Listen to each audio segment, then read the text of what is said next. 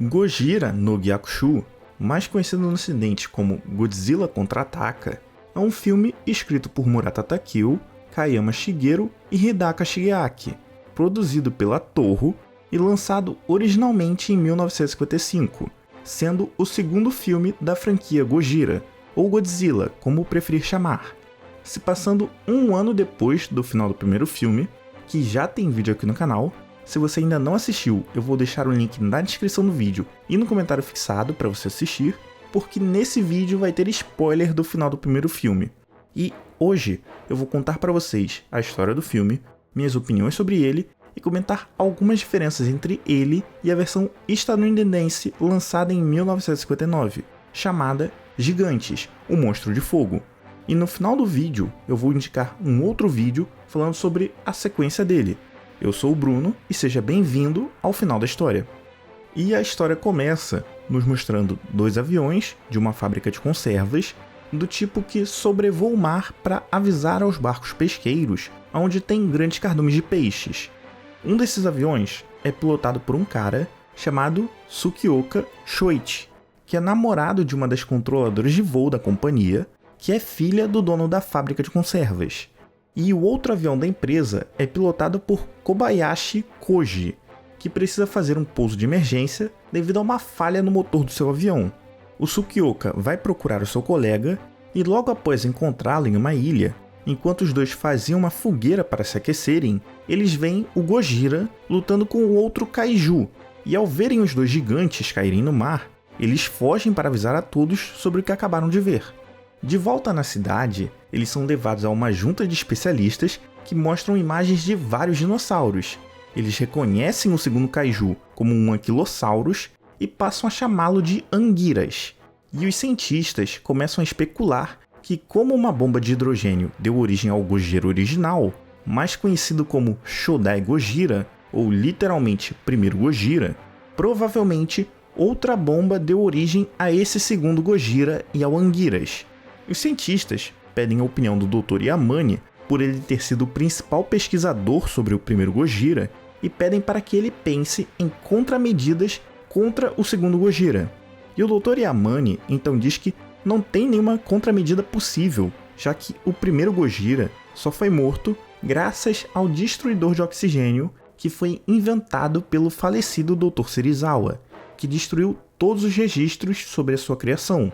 E observando todo o histórico do primeiro Gojira, o máximo que eles podem fazer é usar bombas luminosas para atraí-lo para longe da cidade, já que ele demonstrou ser sensível a luzes fortes. O governo então começa a mandar esquadrões para viajarem até o mar e procurar pelo Gojira. E nós vemos a população apreensiva, com medo de mais destruição, e um dia o governo encontra o Gojira indo em direção ao porto de Osaka e manda um alerta para todas as pessoas da região procurarem um abrigo antibombas, porque eles iriam desligar todas as luzes da cidade para atrair o Gojira para longe usando as bombas luminosas. E esse plano, a princípio, estava funcionando. Porém, perto da Baía de Osaka, acontecia um transporte de presidiários. 2 policiais são rendidos, os presos escapam do comboio, trocam tiros e roubam um caminhão para tentar fugir. E o caminhão com os fugitivos bate em uma refinaria cheia de material inflamável, causando uma imensa explosão e um incêndio enorme, que atraem o Gojira de volta para a costa. O exército tenta impedir o Gojira, porém nada adianta. E logo depois que ele chega na costa, o Anguirus aparece e começa a lutar com ele, destruindo toda a zona portuária e espalhando o caos pela costa de Osaka. Até que o Gojira consegue matar o Anguirus e com seu sopro atômico ele toca fogo tanto no corpo do Anguirus quanto no que sobrou da cidade, deixando um rastro de destruição sem fim. E se você está gostando do vídeo até aqui e quer ter acesso antecipado aos próximos e poder participar de votações para escolher os próximos vídeos do canal, assine o clube de membros ou apoie-se do canal, que eu vou deixar o link na descrição do vídeo e no comentário fixado.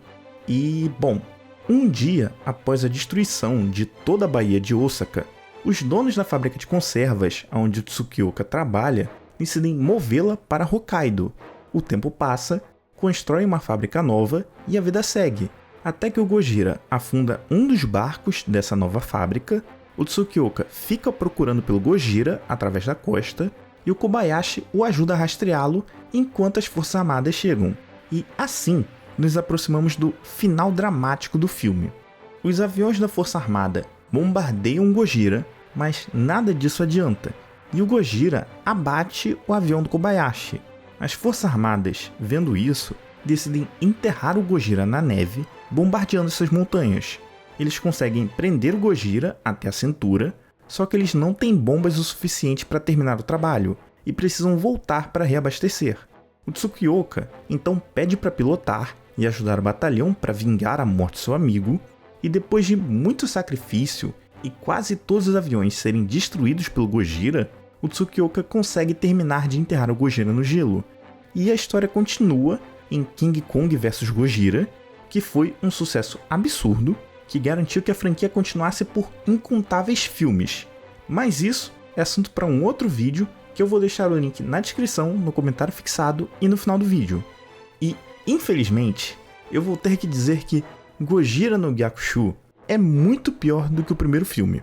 Talvez pelo curtíssimo período de produção do filme, que saiu apenas um ano depois do primeiro, ou talvez pelo Honda Ishiro não ser o diretor desse filme, tendo sido substituído pelo Oda Motoyoshi, tanto que ele vai voltar no próximo filme e vai ficar bons anos na franquia, mas nós podemos dizer que esse filme quase enterrou a franquia, porque a Toho só criou coragem para fazer uma sequência 7 anos depois. E, bom, agora que eu já comentei toda a história do filme, eu vou falar as minhas opiniões sobre ele e algumas pequenas diferenças entre ele e a versão estadunidense lançada em 1959. E se o primeiro filme foi impactante, te fazendo se sentir mal e até chorar em certos momentos, o segundo é morno, não chove e não molha. Tem muitas ideias, mas nenhuma delas se desenvolve bem. Eu não consigo me importar com nenhum dos personagens, nem com Anguirus, que mal apareceu e já morreu. No primeiro filme, tem várias cenas que te deixam mal e te fazem sentir o clima do filme. Já nesse, o máximo que acontece é a fábrica de enlatados ser destruída e, literalmente, no dia seguinte, os donos da fábrica decidirem que vão construir outra. Mas nada passa a ideia de terror. Os personagens que nós acompanhamos são sem sal, não tem nada que nos interessa neles. E se o primeiro filme, o Gojira tinha toda uma dramaticidade, desde os relatos de avistamento até a primeira aparição dele, aqui tudo é jogado, apressado e servido cru. Os efeitos especiais continuam muito bons para a época, porque o diretor de efeitos especiais ainda era o Eiji Tsuburaya, o homem que anos mais tarde veio a criar a franquia Ultraman. E, bom, agora que eu já falei tudo o que eu tinha para falar sobre o filme, eu vou comentar um pouco a versão estadunidense de 1959, que é quase igual ao original. Ela não teve a inserção de um protagonista estadunidense como teve na adaptação do primeiro Gojira, o que é um lado bom, porque é sofrível a versão estadunidense do primeiro filme. E as principais alterações na história foram retirar a relação direta entre o despertar dos kaijus com os testes nucleares dos Estados Unidos no oceano e alterar a origem dos kaijus, que no original eram dinossauros comuns e foram modificados pela radiação das bombas atômicas. E, obviamente, os Estados Unidos nunca iriam deixar um filme com uma crítica contundente aos seus crimes de guerra ser exibido. Até porque, vale lembrar que a indústria cinematográfica é um braço da propaganda do governo dos Estados Unidos. E o governo dos Estados Unidos é incapaz de autocrítica, principalmente depois do final da Segunda Guerra, em que ele começou a ter uma postura imperialista ou neocolonialista, como preferir chamar. Como eu já comentei brevemente no vídeo sobre o primeiro filme do Gojira, e toda a sua relação com os crimes de guerra dos Estados Unidos, com as bombas atômicas, além do contexto histórico do Japão ter sido invadido e os Estados Unidos terem mantido um exército lá por pelo menos 7 anos após o fim da guerra, e terem tomado todo o controle da política do país, colocando os mesmos criminosos de guerra que comandavam o Japão durante a Segunda Guerra de volta no poder, contanto que eles obedecessem às ordens dos Estados Unidos. Tanto que muitos tribunais de guerra em que os Estados Unidos tinham mais poder, como o Tribunal Militar Internacional do Extremo Oriente, os Estados Unidos perdoaram os crimes da Unidade 731 em troca deles entregarem uma cópia das suas pesquisas sobre armas químicas, enquanto que em tribunais em que o poder da União Soviética era maior, como os julgamentos de Khabarovsk, os membros da Unidade 731 eram condenados e executados. E a Unidade 731, para você que por acaso não conheça, era a unidade do exército imperial japonês da Segunda Guerra que testava armas químicas, abria pessoas vivas e fazia as maiores crueldades possíveis durante toda a guerra. Bruno, por que você está contando isso? Porque isso é relevante para a história de Gojira. Vários outros filmes daqui para frente vão fazer menção direta ou indiretamente a isso. Não só Gojira, mas várias obras japonesas pegam esse contexto histórico e botam de forma sutil ou até explícita na obra. E é bom você ter um contexto histórico para entender melhor o filme. E antes que eu esqueça, eu gostaria de indicar o canal Ilha Kaiju, do Rafael Machado, que tem ótimos vídeos, alguns sobre Godzilla, e neles ele fala muito sobre o contexto histórico e toda a política que está posta de forma explícita ou implícita nos filmes. Eu vou deixar o link na descrição do vídeo e no comentário fixado. E agora que o vídeo acabou, eu vou deixar aqui na tela o vídeo com a sequência dessa história e outras opções de vídeos legais para você assistir. Clica aqui e vai lá assistir.